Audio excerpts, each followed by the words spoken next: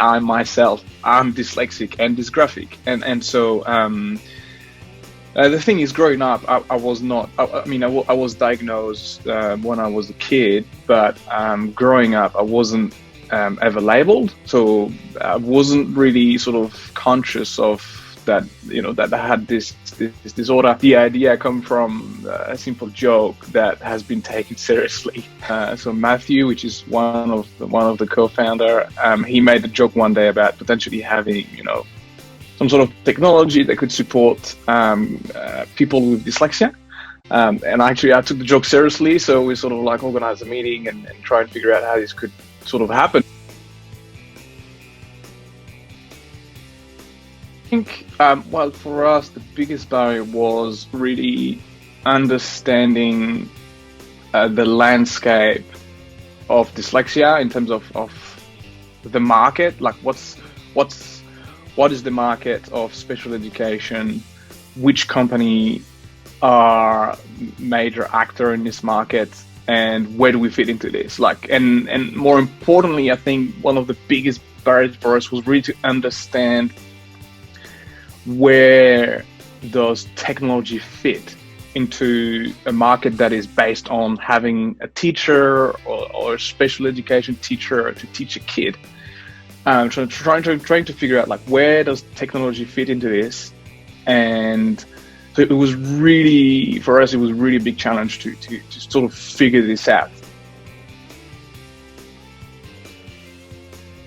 Talk to customer, partner. It's really much about talking to those people who are actually in the market, whether they're parents of kids with dyslexia, whether they're adults with dyslexia. Company who are managing dyslexic, and schools, also government, understanding what's the role of the government in here, having a discussion with them, saying, hey, what are you guys doing? And then importantly, the professionals, so people who are actually have clinics or, who are doing this for a job at helping students with dyslexia. So it's really much about discovering and talking to those people. We've achieved a fair amount of international partnerships. So we work with organizations pretty much around the world. In the US, Singapore, UK, Australia, New Zealand. It's really exciting. But I think more importantly, for us, our biggest achievement is the technology that we've developed.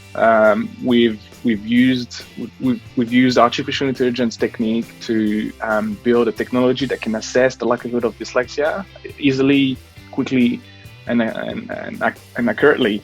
And also that's been backed up by multiple scientific publications that we've managed to pass into very cool scientific conference in Europe, and so that to us really is the biggest achievement for us. Being able to have developed a technology that is recognized in the scientific community, and that can support and help potentially millions of people. And so far we've helped thousands of families to sort of take the next step into maybe starting a conversation with their school about supporting their child and things like this. So to us, that's really what matters. And so we're really happy about this.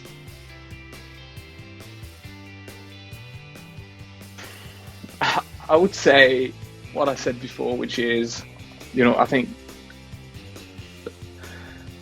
talking to a customer to me is a big thing. As an entrepreneur, you have the idea, you can sort of pay someone to build a prototype, and then the rest really is up to your customer.